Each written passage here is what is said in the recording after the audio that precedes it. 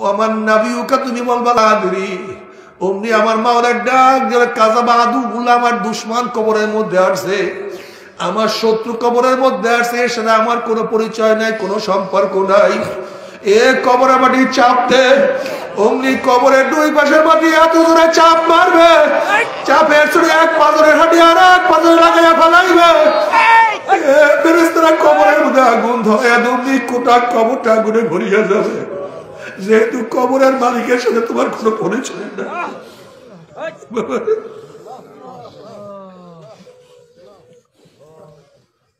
কবরের মালিকের সাথে পরিচয় না করিয়া ঘরের মালিকের সাথে পরিচয় না করিয়া ঘরে ঢুকিও না। কবরের মালিকের সাথে পরিচয় না করিয়া কেউ কবরে যাইও না, আল্লাহ মাফ করিয়া দাও।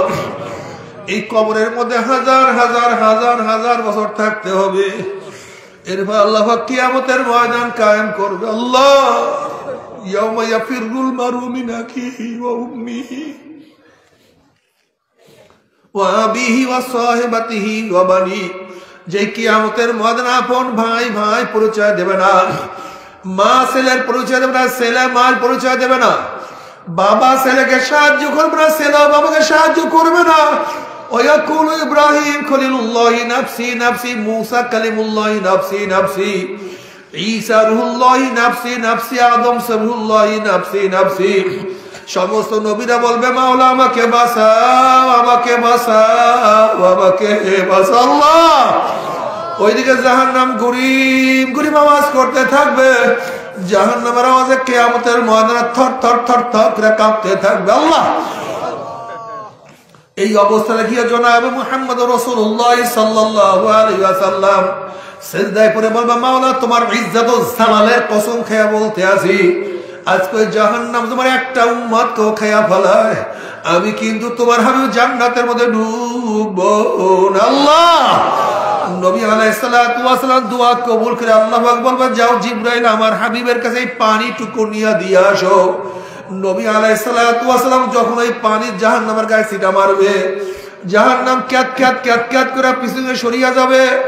নবী আলাইহিস সালাতু ওয়াস সালাম বলবে মাওলা রে, যে জাহান্নামকে লক্ষ লক্ষ ফেরেশতারা ধরিয়া রাখতে পারে না, এ আবার কোন কুদরতি পানি, কোন আশ্চর্য পানি, যেই পানি মারার সাথে সাথে জাহান্নাম পিছনে সরিয়া গেল। আল্লাহ পাক ডাক দিবেন আমার হাবিব গো, এই পানি কোন আশ্চর্য পানি না, কোন কুদরতি পানি না, এই পানি হলো তোমার গুনাহগার উম্মতের চোখের পানি। বাবার আজকে পরীক্ষায় ফেল করলে চোখের মধ্যে পানি আসে। আল্লাহ আজকে ব্যবসা লস করে চোখের মধ্যে পানি আসে, দুনিয়ার মামলায় পড়লে চোখের মধ্যে পানি আসে, দুনিয়ার বিপদে পড়লে চোখের মধ্যে পানি আসে। অথচ আখিরাতের 5টা মামলায় যে পড়িয়া গেলাম, মওতের মামলা, কবরের মামলা, কিয়ামতের মামলা, মিজানের মামলা, পুসরাতের মামলা, ওই মামলার চিন্তাতে চোখে পানি আসে। আল্লাহ বাবারে তুমি কি জানো চোখের পানির কত দাম? কিয়ামতের মধ্যে আল্লাহ এক ব্যক্তিকে জাহান্নামের ফয়সালা দিয়ে দিবে।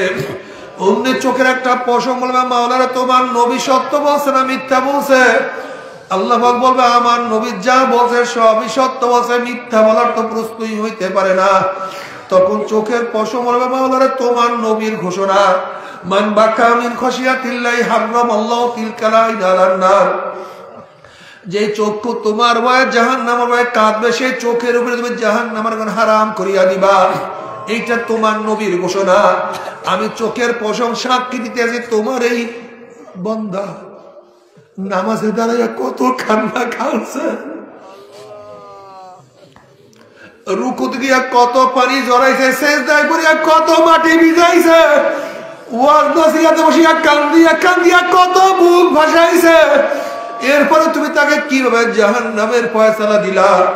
অমনি আমার মাওলা জিবরাইলকে ডাক দিও, জিবরাইল গোটা কিয়ামতের ময়দানে মানুষকে এলান করিয়া দে, জানাইয়া দে অমুকের ছেলে অমুককে আল্লাহ পাক রব্বুল আলামিন শুধুমাত্র চোখের একটা পশমের সাক্ষী এখানে আমার মাওলা মাফ করিয়া দিছে। আল্লাহ আল্লাহ তুমি কবুল করিয়া নাও। আল্লাহ তুমি আমাদের সবাইকে কবুল করিয়া নাও আল্লাহ চোখের পানিকে কবুল করিয়া নাও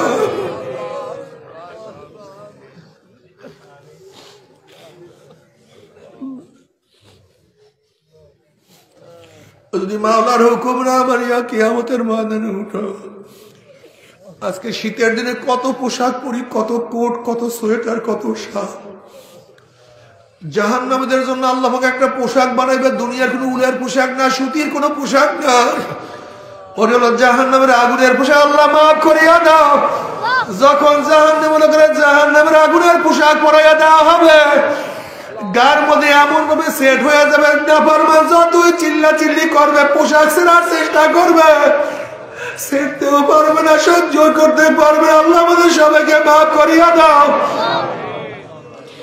তবে মুমিন মুসলমান সবারই মনে চায় গুনাহ থেকে ফিরিয়া না কামল করিয়া মাওলার জান্নাতে তো সবারই যাইতে মনে চায় গুনাহ নিয়ে মাওলার জাহান্নামে কাউরি কিন্তু যাইতে মনে চায় না কিন্তু কেনই বা আমরা নেক আমল করতে পারি না কেনই বা গুনার কাম ছাড়তে পারি না এর মূল কারণ আপনার এবং আমার পিছনে নফস এবং শয়তান লাগিয়া রয়েছে এই নফস এবং শয়তানকে ফেলার জন্য যে কোনো একজন হক্কানি আল্লাহর ওলির হাতে হাত দিতে হবে রে বাবা খবরদার বর্তমান জমানায় পীর মুরিদের নামে ভেজাল ব্যবসা দলাদলি হিংসা হাসাদে পরিণত হয়ে গেছে সমস্ত আল্লাহর ওলির একমত যে এই পীরের 5 জন মুরিদের মধ্যে কম পক্ষে 3 জনকে দেখবা আলহামদুলিল্লাহ সুন্নাত মাফিক আমল আকলাক মজবুত হয়ে যাইতে আছে গুনার কাম ছাড়তে আছে নেকের আমল ধরতে আছে কলম নরম হইয়া চোখে পানি আসতে আছে বৃক্ষতর নাম কি ফলে পরিচয়